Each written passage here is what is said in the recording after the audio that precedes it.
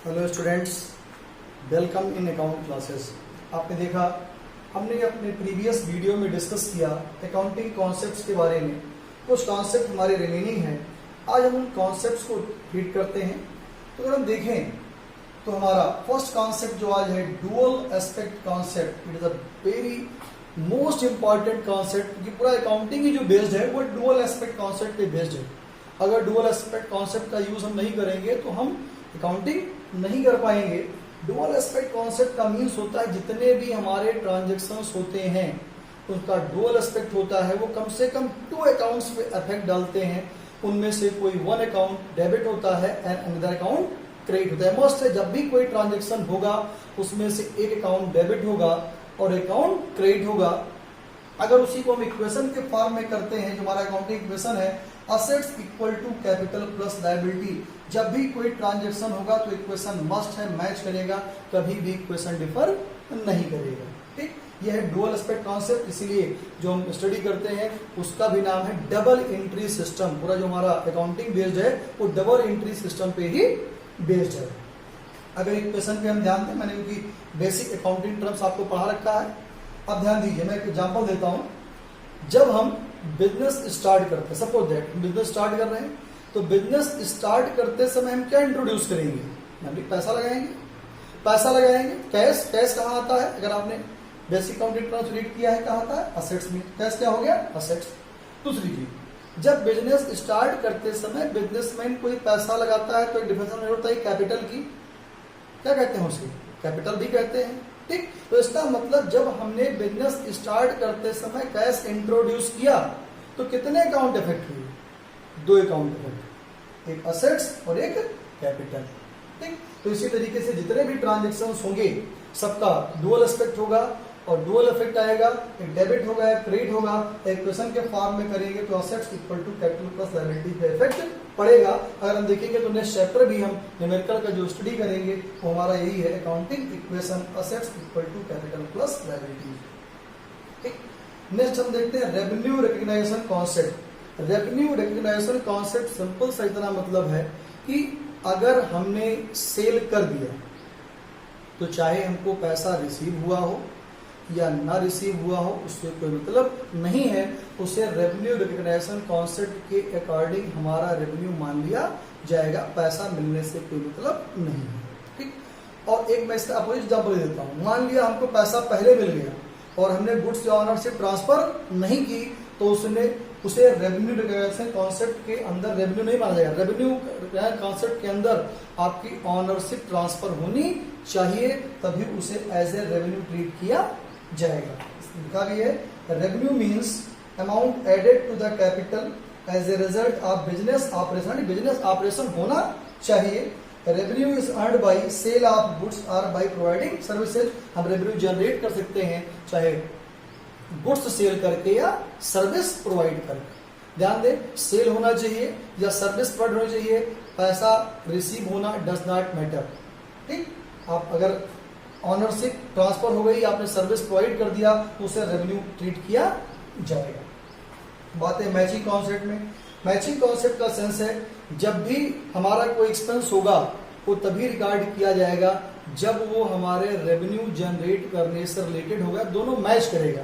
Revenue से expenses कोई match करेगा तभी उसे एज ए एक्सपेंस ट्रीट किया जाएगा। अदरवाइज कोई ऐसा एक्सपेंस करते हैं जो हमारे रेवेन्यू जनरेट करने से यानी गुड्स सेल करने से या सर्विस प्रोवाइड करने से रिलेटेड नहीं है तो उसे हम अकाउंटिंग में एज एक्सपेंसेस ट्रीट नहीं करेंगे। यही सिंपल सा मतलब है मैचिंग कॉन्सेप्ट का।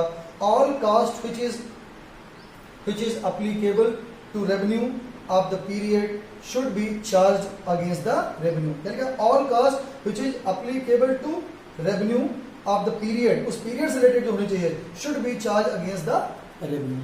ये सिंपल सा है।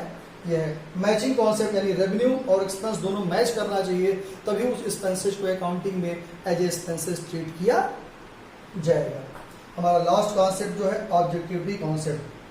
ऑब्जेक्टिविटी कॉन्सेप्ट का मतलब है कि जो अकाउंटिंग हमारी होती है वो करता है, कोई ह्यूमन बीइंग है, अकाउंटेंट है, ऑनर है, तो उसको फ्री फ्रॉम पर्सनल वायस होना चाहिए। अपने पर्सनल वर्क से उसमें कोई भी इंटरफेयर नहीं करना चाहिए, हमको ध्यान रखना है। और कैसे हो सकता है, जब हमारे पास कोई ना कोई सपोर्टिंग डॉक्यूमेंट होगा तो हमारे ऑब्जेक्टिविटी कॉन्सेप्ट का पूरा हो जाएगा। अगर हमारे पास कोई सपोर्टिंग है, कोई भी चीज आपने वर्क किया और किसी को चेक करना है कि आपने सही किया नहीं किया, तो क्या होना चाहिए, आपके पास कोई ना कोई सपोर्टिंग डॉक्यूमेंट होना चाहिए।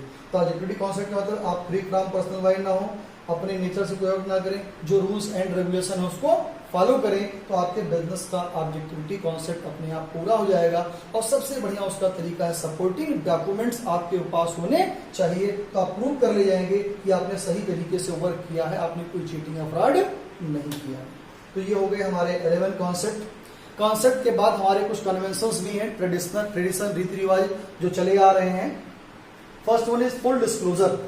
फुल डिस्क्लोजर का मीन्स होता है ऑल द सिग्निफिकेंट इंफॉर्मेशन, कोई भी इंफॉर्मेशन जो बिजनेस के लिए इंपॉर्टेंट है उसको अपने अकाउंटिंग में जरूर इंक्लूड करना चाहिए।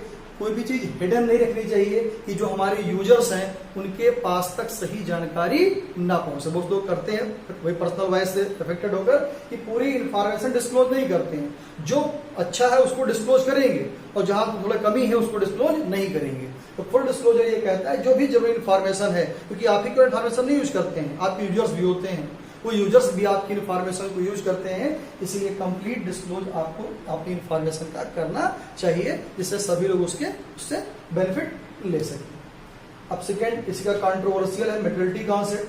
मेटेरियलिटी कॉन्सेप्ट कहता है कि जो इररिलेवेंट इंफॉर्मेशन है उनको डिस्क्लोज नहीं करना चाहिए। अब इररिलेवेंट क्या होता है, इररिलेवेंट का मतलब बहुत सारे छोटे छोटे अकाउंट्स होते हैं लेस एक्सपेंस वाले, या जो हमारे बिजनेस के लिए उतने इंपॉर्टेंट नहीं है, उनको कहते हैं इमैटीरियल, उसको इंक्लूड ना करें। उनको इंक्लूड करने से क्या होगा, ऐसा नहीं इंक्लूड करना ना लिखना नहीं है, उसको किसी बड़े अकाउंट के साथ इंक्लूड कर लिया जाएगा। जैसे मैं स्टेशनरी का एग्जांपल देता हूं, कोई स्टेशनरी का दुकान करता है, उसके लिए स्टेशनरी इज वेरी इंपॉर्टेंट, सब अलग अलग लिखेगा कि कॉपी है, ये बुक है, ये पेन है, ये पेंसिल है, इरेजर है। बट कोई अपने ऑफिस में स्टेशनरी यूज करने के लिए परचेज करता है 1000 या 1000 2000 रुपीज की, अब वो पेन अलग लिखे, पेंसिल अलग लिखे, कॉपी अलग लिखे, रजिस्टर अलग लिखे, तो इट इज इररिलेवेंट।